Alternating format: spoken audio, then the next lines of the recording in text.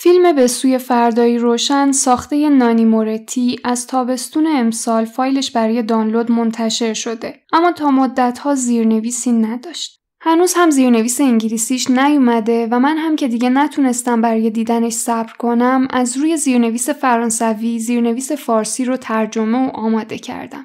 میتونید از کانال تلگرام پادکست یا سایت سابسین دانلودش کنید. لینکش رو تو توضیحات میذارم. تو این ویدیو میخوام درباره این فیلم دوست داشتنی صحبت کنم. نانی مورتی کارگردان ایتالیاییه که در سال 2001 برای فیلم اتاق پسر برنده جایزه نخل طلای کن شده. اون معمولاً خودش هم تو فیلماش بازی میکنه. آثارش اغلب توی ایتالیای گرم و آفتابی میگذرن، گاهی کمدی درامن، گاهی درام تلخ، ولی در کل فضای دوست داشتنی دارن که مخاطب سینما دوست رو به خودشون جلب میکنن. نزدیکی زبان کمدی مورتی به وودی آلن یکی از دلایل علاقه من بهشه. اون طرفدار عباس کیارستمی هم هست و حتی یه فیلم کوتاه داره به اسم روز افتتاحیه کلوزآپ که توش سعی میکنه مردم رو به دیدن این فیلم دعوت کنه. فیلم آخر اون به سوی فردایی روشن که در جشنواره کن امسال حضور داشت، کمدیه و داستان کارگردانیه به اسم جیووانی که در حال ساخت یه فیلم درباره حزب کمونیست ایتالیاست و در عین حال تو زندگی خودش اتفاقایی میفته که هرچی بهش باور داشت رو از دست میده. انگار نسل فیلمسازایی مثل اون گذشته. شرکت‌هایی مثل نتفلیکس دارن مسیر سینما رو تغییر میدن. هنر معنای والایی که اون میخواد رو انگار دیگه نداره و نمیدونه چطور با این تغییرات کنار بیاد. این فیلم داستان مردی از نسل گذشته که به شدت تاکید داره به پایبندی به قوانین و آداب و رسوم. اما در طول فیلم متوجه میشه زندگی به سمت دیگه‌ای داره حرکت میکنه. نانی مورتی عاشق سینماست و توی این اثر هم اشاره‌های زیادی به فیلم‌های دیگه میکنه. از لولای ژاک دمی میگه، از جذابیت جان کاساوتیس و سبک کارگردانیش میگه. تو یکی از لحظات فیلم سر صحنه فیلم برداری یک کارگردان جوون میره و اونجا مدل نمایش خشونت تو اون فیلم رو با اشاره به آثار هنری مثل فیلم کوتاهی درباره کشتن کیشلوفسکی رد میکنه و از متفکرین مختلف میخواد نظرشون رو درباره این مسئله بگن. این صحنه یادآور لحظه‌ای از فیلم آنی هاله که وودی آلن مارشال مکلوهان فیلسوف کانادایی رو برای اثبات حرفش به صحنه میاره. تو فیلم مورتی کارگردان جوانی که عاشق خشونته میتونه یادآور تارانتینو باشه که بعضی‌ها با مدل نمایش خشونت تو فیلماش موافق نیستن. مورتی ارجاعهایی به یکی از کارگردانای ایتالیایی مورد علاقش فلینی هم داره. توی صحنه گذشته رو به یاد میاره که تو سینما فیلم زندگی شیرین اونو دید. چادر سیرک بزرگ، بحران شخصیتی قهرمان، پرسش‌هایی که درباره هنر و سینما داره، یادآور کارای فلینیه.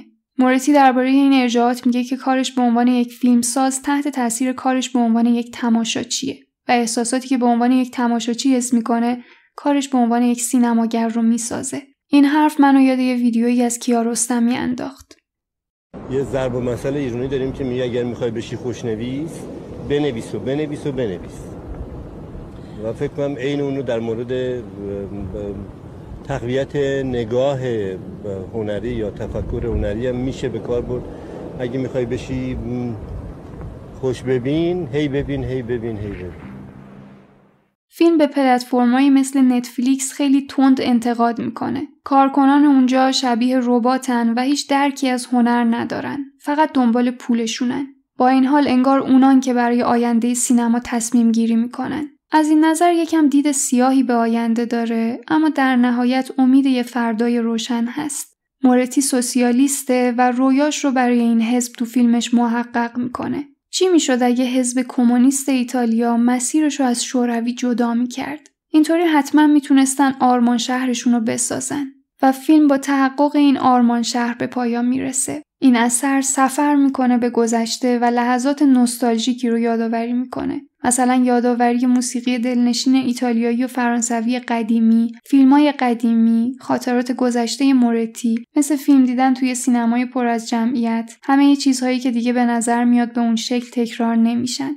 برای همین این اثر در عین بامزه بودنش یه غمی هم تو خودش داره. فیلمی که شخصیت توی فیلم در حال ساختشه کمدی نیست و شاید داره غم‌های اعماق وجود این کارگردان خندان رو نشون میده.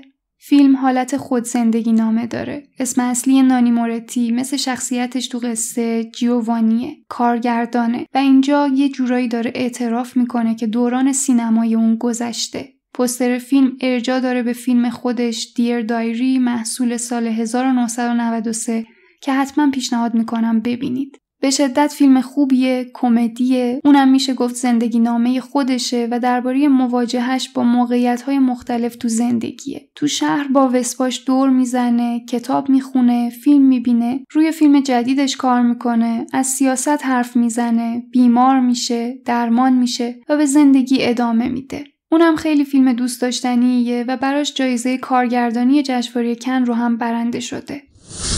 من خیلی از دیدن فیلم به سوی فردای روشن لذت بردم. شما هم اگه سینفیل هستید قطعاً احساس خوبی ازش میگیرید. پس حتما پیشنهاد میکنم برید سراغش. اگه این ویدیو رو دوست داشتید لایکش کنید، نظرتون رو برام بنویسید و کانال رو سابسکرایب کنید. ممنونم که تا اینجا همراه من بودید.